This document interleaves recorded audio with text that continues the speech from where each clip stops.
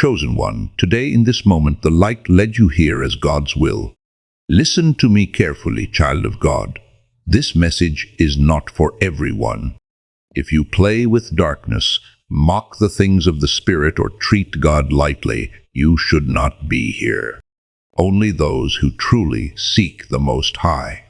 Only the ones who feel that quiet pull in their soul are meant to hear what I am about to say. If you are still watching, it is because heaven allowed this message to find you at the perfect time. Your steps were guided here. What I am going to reveal will confront you, strengthen you, and may change the course of your life if you receive it with an open heart. This is a word for the chosen and for the strongest among them. Before we go deeper, I want you to seal your agreement in the Spirit.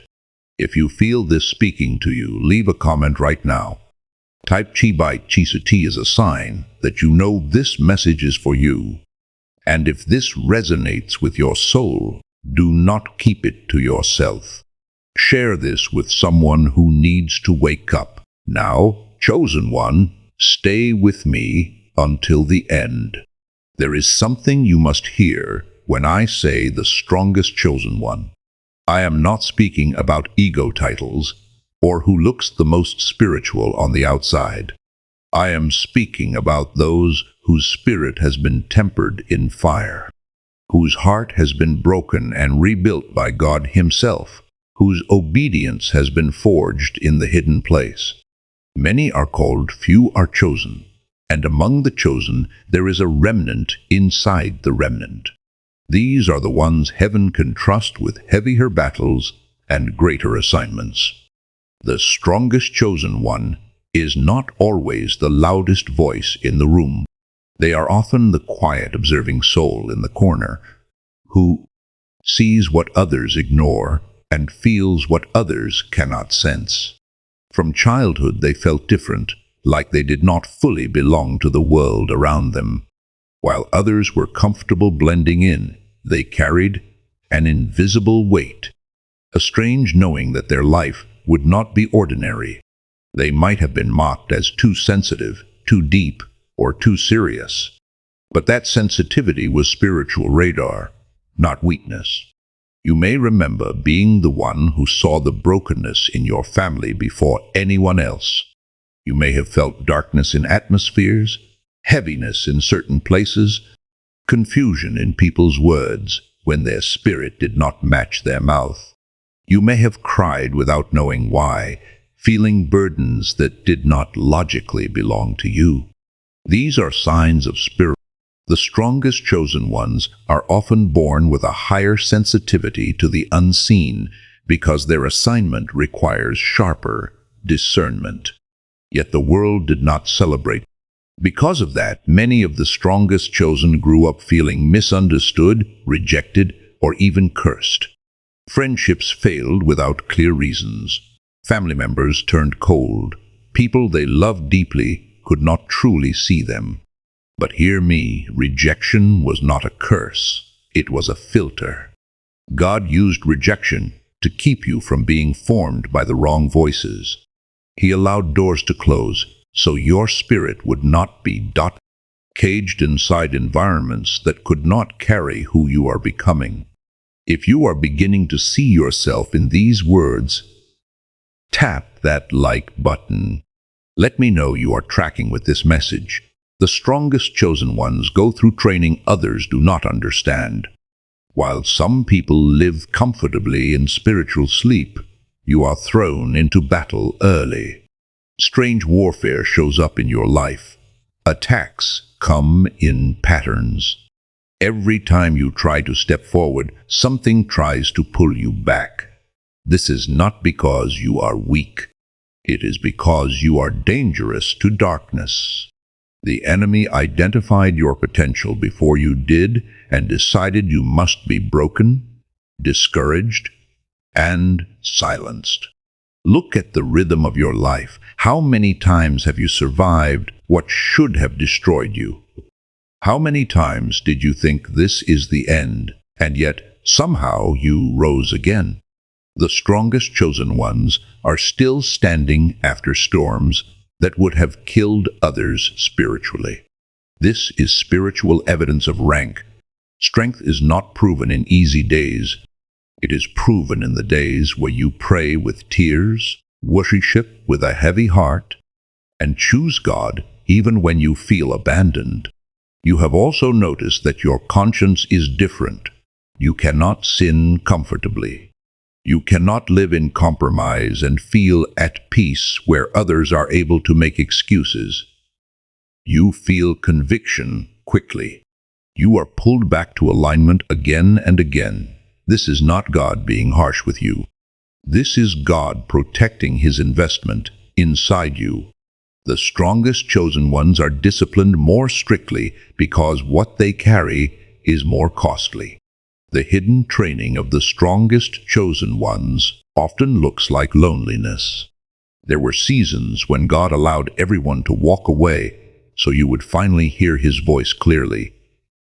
At times it felt like punishment, but it was separation.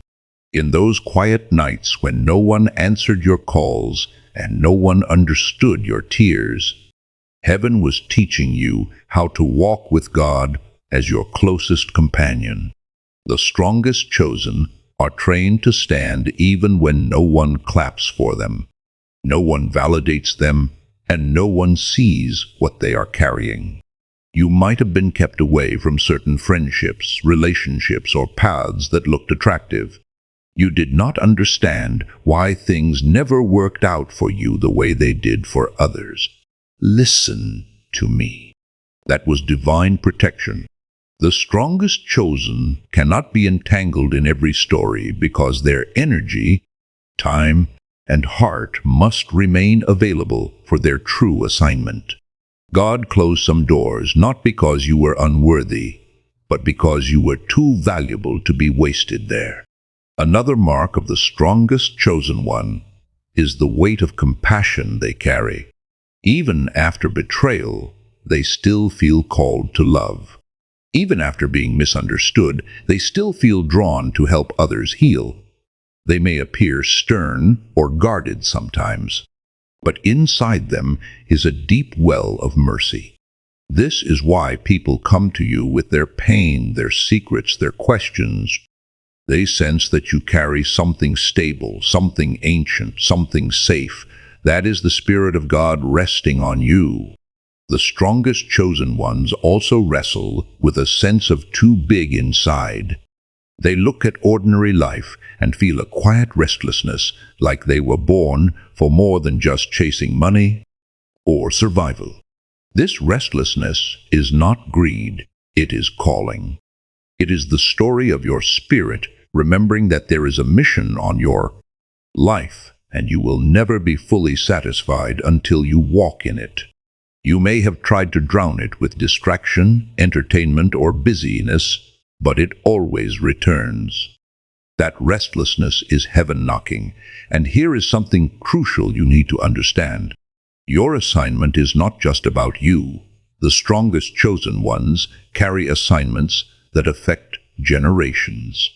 When you finally step into your true calling, people you have never met will be set free. Doors will open for others because you chose to walk through yours. Chains in your family line that have held people captive for decades will snap. This is why the warfare has been so personal, so relentless, so specific. Do not confuse spiritual rank with worldly rank. The strongest chosen one may not be rich, famous, or widely liked. They may be working a simple job, living in a small place known by few. But in the Spirit, when they speak, things shift. When they pray, chains break. When they walk into a room, atmospheres respond, even if people cannot explain why. The unseen world knows who they are, long before the visible world acknowledges them. True strength is measured in impact. Gross. It is measured in what breaks in the spirit realm when you show up, not in how many people notice you in the natural. If your memories, your wounds, your strange life patterns are lining up with these words, it is not by accident. You are beginning to see yourself as heaven has always seen you. You are not crazy. You are not weak. You are not too much. You are a vessel that has been tested, crushed, and preserved for a bigger story. Before we continue, I want you to comment and tell me which part of this resonated most deeply with you. Your testimony might be exactly what someone else needs to hear today. There is a prophecy over your life. I am not speaking about some. I am speaking about a specific assignment that heaven marked you for before you were born. The enemy has fought so hard to keep you from discovering it because he knows that when you fully step into who you were created to be, entire atmospheres will shift. Generations will be influenced. Chains that have been in your bloodline for decades will be broken. You may have heard words spoken over you in the past, promises that felt too big, confirmations that confused you more than they encouraged you. The reason you struggled to believe them is because the weight of the assignment did not match where you were at the time. You were not ready yet, but chosen one. The season is changing. What was spoken is now shifting from prophetic promise to tangible reality. The pieces are aligning. The doors are preparing to open. The people are being positioned. Pay attention to what has been happening in your life recently. Have you noticed certain themes repeating? Have specific words or phrases been coming up again and again from different sources? Have you felt a stirring, an urgency, a pull towards something you cannot quite name yet? These are not coincidences. These are confirmations. Heaven is speaking, preparing you, alerting you that your moment is approaching. The strongest chosen ones carry prophecies that require them to go through longer preparation than others. Your delay was not denial, it was development. While you were waiting in the hidden place, your character was being shaped, your discernment was being sharpened, and your spirit was being fortified. Heaven was ensuring that when your moment comes, you will not crumble under the weight of what you carry. Every battle you survived was a classroom. Every betrayal you overcame was training. Every tear you cried was anointing oil preparing you for what is next. This is also why the warfare has been so intense. When there is a major prophecy on someone's life, the enemy assigns greater resistance.